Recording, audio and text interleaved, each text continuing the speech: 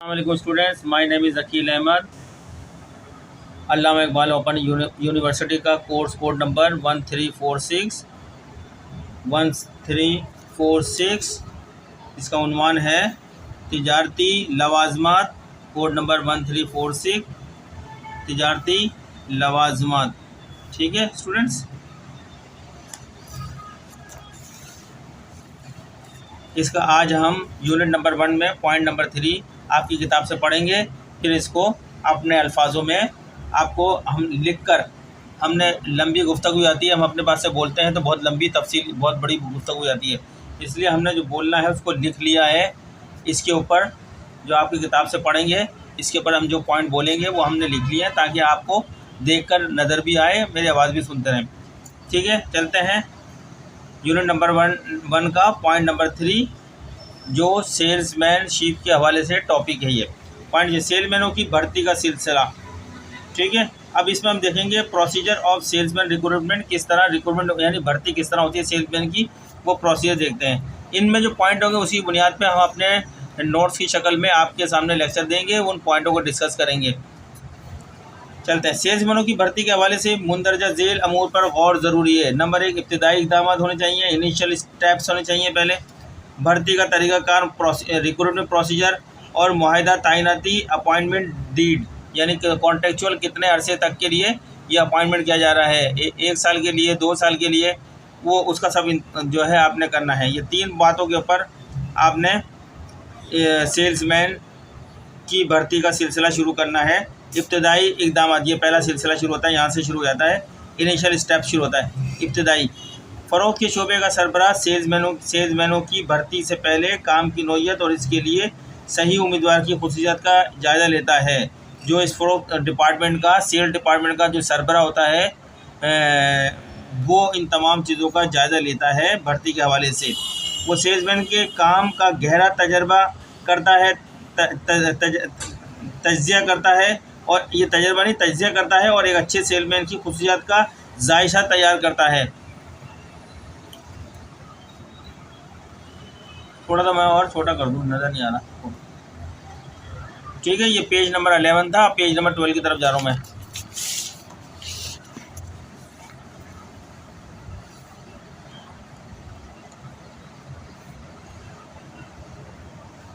ठीक है स्टूडेंट, नज़र आ रहा है आपको? ये किताब मैंने आपकी खोली भी है। आगे बढ़ते हैं। काम के तजर्बे से मुराद सेल्समैन की ज़िम्मेदारियों की निशानदेही करना है। काम की नौइयत के एतबार से सेल्समैनों को मुख्तलिफ इक़साम में तक़सीम किया जाता है और इनके फ़राइज़ का अलहदा तयन किया जाता है। अभी हम वज़ाहत नहीं करते, अपने नोट्स में वज़ाहत करेंगे इसकी। काम के तज्ज़िये के दौरान इस बात का ख़ास ख्याल रखना पड़ता है कि हर किस्म के सेल्समैन की ज़िम्मेदारियों को बग़ैर किसी शक व शुबे वाज़ेह तौर पर बयान किया जाता है। सेल्समैनों के फ़राइज़ मुख्तलिफ़ तरह के हो सकते हैं, मसलन शेखी फ़रोख्त के फ़राइज़, रोज़मर्रा के फ़राइज़, इंतज़ामी फ़राइज़, ग्राहक की खिदमत के फ़राइज़, खैर सगाली की फ़राइज़ वग़ैरह वग़ैरह।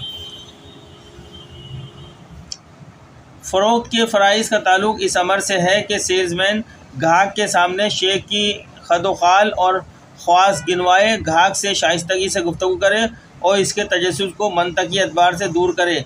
सेल्समैन के मामूलाती फ़राइज़ पर नए ग्राहकों के नाम और पते दर्ज करना, कारोबार में उतार चढ़ाव, हफ्तेवार इत्तलानामों की तैयारी जैसी बातें शामिल हैं। इंतज़ामी फ़राइज़ का मतलब रोज़मर्रा के काम की शेड्यूलिंग, ग्राहकों का नुक्ता नज़र समझना, शेख की फ़रोख्त को फ़रोग़ देने के लिए इज्तिमात करना है, सेमिनार और एक्सपो टाइप के प्रोग्राम का इंतज़ाम करवाना है।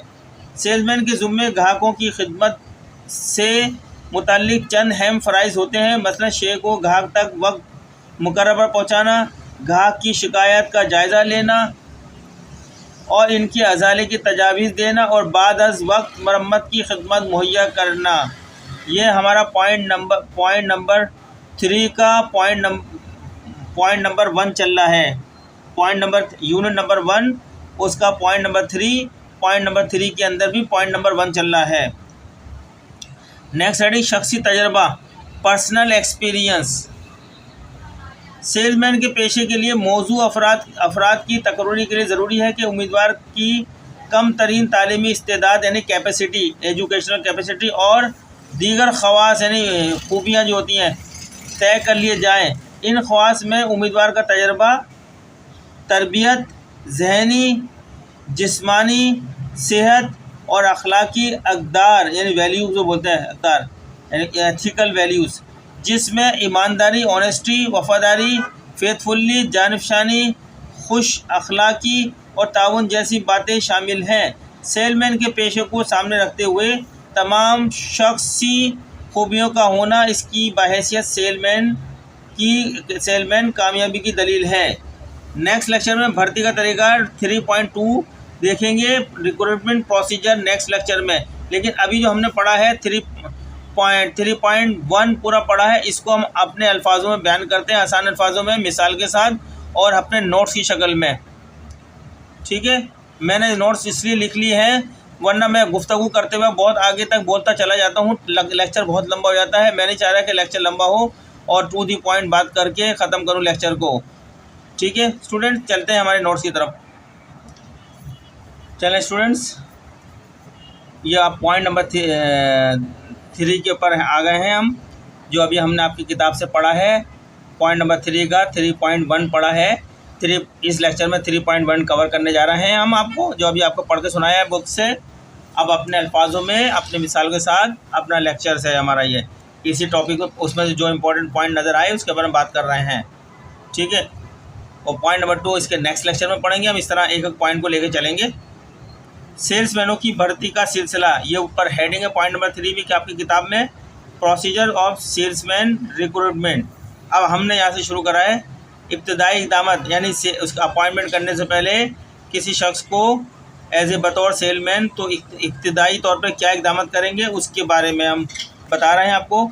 सेल्समैन की भर्ती से पहले कंपनी को ये जानना ज़रूरी होता है कि वो किस किस्म का सेल्समैन तलाश कर रही है। सेल्समैन की भर्ती से पहले कंपनी को ये जानना ज़रूरी होता है कि वो किस किस्म का सेल्समैन तलाश कर रही है। इसके लिए कंपनी का फ़रोख्त का शोबा यानी सेल डिपार्टमेंट कुछ इब्तदाई यानी इनिशियल इक़दामात माने स्टेप्स करता है। सेल्समैन की भर्ती से पहले कंपनी को ये जानना ज़रूरी होता है कि वो किस किस्म का सेलमैन तलाश कर रही है। इसके लिए कंपनी का सेल डिपार्टमेंट कुछ इब्तदाई इक़दामात करता है। वो क्या इक़दामात है, आगे चलते हैं। काम की नौइयत का जायज़ा लेता है, वो काम की नौइयत का जायज़ा। जहाँ कंपनी का सेल डिपार्टमेंट या फ़रोख्त का शोबा सबसे पहले ये जानने की कोशिश करता है कि सेल्समैन को क्या काम करना होगा। क्या वो सिर्फ मसनूआत यानी प्रोडक्ट बेचेगा, सवाल, या इसे ग्राहकों की शिकायत सुननी होगी, या ग्राहकों की जो शिकायत कंप्लेंट है वो भी सुनेगा ये सेलमैन। ये सवाल, क्या इसे नए ग्राहक तलाश करने होंगे। ये 3 सवाल किए गए, ये जानना ज़रूरी है इन 3 सवालों को।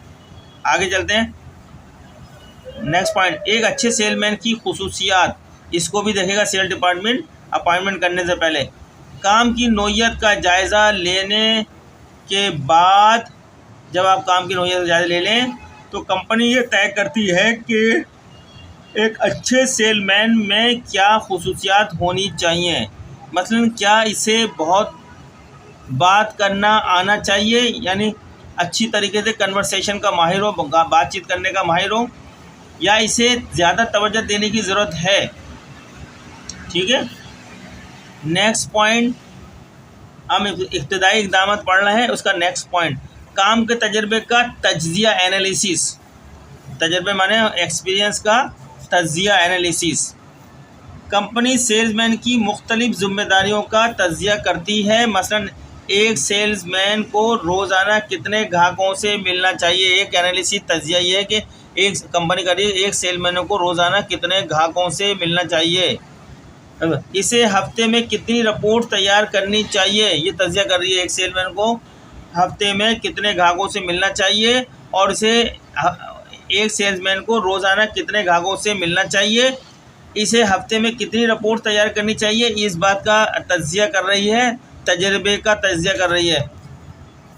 मिसाल, अब आप बात को मिसाल से समझाते हैं। एक मोबाइल फ़ोन कंपनी एक नया सेलमैन तलाश कर रही है। एक मोबाइल फ़ोन कंपनी एक नया सेल्समैन तलाश कर रही है। इस कंपनी के लिए एक अच्छे सेल्समैन में ये खुशियात होनी चाहिए। अब क्या खुशियात देखेगी, ये वो कह रही है ये खुशियात होनी चाहिए जो मांग रहे हैं। अच्छी बातचीत की महारत होनी चाहिए उसके अंदर, यानी कन्वर्सेशन का जो है बात करने में बहुत माहिर हो, यानी कन्वेंस को कायल करने में, अपनी प्रोडक्ट को मुतारिफ कराने में, अपने प्रोडक्ट को बेचने में कामयाब होना चाहिए। झूठ की बुनियाद पे नहीं, सच की बुनियाद के ऊपर। नेक्स्ट पॉइंट, मोबाइल फ़ोन्स के बारे में इल्म, यानी आवाम या कंज्यूमर या सारिफ को मोबाइल फ़ोन के बारे में सही इल्म दे। उस मोबाइल में क्या फ़ंक्शन है, क्या खुसूसियात है, सही इल्म खुद को भी होना चाहिए, जब ही देगा ये सेलमैन।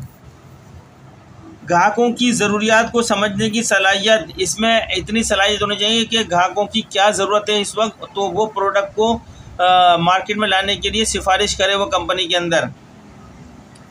अच्छी फ़रोख्त की महारत होनी चाहिए कि एक अच्छी sale, good handsome sale, volume of sale, उसको करने की बहुत महारत यानी एक्सपर्टीज़ होनी चाहिए।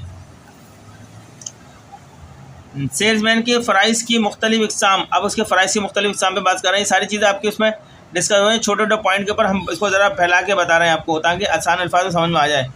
नंबर 1 पॉइंट, सेलमैन के फ़राइज़ की मुख्तलिफ़ इक़साम में पहला फ़राइज़, फ़रोख्त के फ़राइज़ क्या हैं।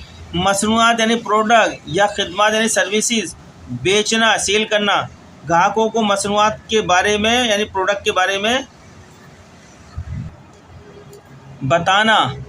नेक्स्ट, रोज़मर्रा के फ़राइज़, रिपोर्ट तैयार करना, ग्राहकों की मालूमात को अपडेट करना, ये रोज़मर्रा के फ़राइज़ में शामिल होगा। इंतज़ामी फ़राइज़ क्या हैं इसके, सेल टीम की मुलाकातें करना, सेल टीम्स की मुलाकातें करना, सेल्स के हदाफ को हासिल करना, ये इसके इंतज़ामी फ़राइज़ हैं। यानी जो सेल्स के टारगेट्स हैं उसको हासिल करना है, टाइमली हासिल करना है, और सेल टीम की मुलाकातें करना है, और सेल्स के हदफ को यानी टारगेट को, हदफ को हासिल करना है। ग्राहक की खिदमत के फ़राइज़, अब ग्राहक की खिदमत के फ़राइज़, सर्विस, ग्राहकों की शिकायत सुनना, इनके मसाइल हल करना। मिसाल समझाते हैं, एक मोबाइल फ़ोन कंपनी का सेलमैन के फ़राइज़ ये हो सकते हैं। नंबर 1, नए मोबाइल फ़ोन मॉडल को ग्राहकों को मुतारिफ़ कराना। नंबर 2, ग्राहकों को मोबाइल फ़ोन के बारे में मशवरा देना। नंबर 3, मोबाइल फ़ोन को फ़रोख्त करना। नेक्स्ट, ग्राहकों की शिकायत को हल करना। ठीक है, इससे समझ में आ गया होगा आसान अल्फाज में। अब आपकी किताब में अगली हेडिंग है किताब में शख्सी तजर्बा, पॉइंट नंबर 3 में ही है, उसके नीचे शख्सी तजर्बा यानी पर्सनल एक्सपीरियंस। सेल्समैन के पेशे के लिए मौजू अफराद की तकर्रुरी एक अहम फ़ैसला होता है। सेल्समैन के पेशे के लिए मौजू अफराद की तकर्रुरी यानी अपॉइंटमेंट एक अहम, वेरी की इम्पॉर्टेंट डिसीजन, एक अहम फ़ैसला होता है। एक अच्छा सेल्समैन, अ गुड सेल्समैन, किसी कंपनी की कामयाबी की कुंजी होता है, की होता है, सक्सेसफुल की होता है, सक्सेस की होता है ये। इसलिए सेल्समैन की भर्ती करते वक्त उम्मीदवार की तालीमी काबिलियत के साथ साथ इसके शख्सी तजर्बे को भी बहुत अहमियत दी जाती है। नेक्स्ट पॉइंट, ये सब पॉइंट हमने आपकी जो छोटे से लिखा है नोट उसमें से उतारे हैं और उनको वजाहत करके बयान कर रहे हैं। उम्मीदवार की ज़रूरी खुसूसियात, एक अच्छे सेल्समैन में मंदरज़ेल खुसूसियात होनी चाहिए। नंबर 1, तालीमी काबिलियत, कम से कम हाई स्कूल का सर्टिफिकेट होना चाहिए, यानी इंटरमीडिएट तक उसकी इतनी तालीम होनी चाहिए कि इंटरमीडिएट हो।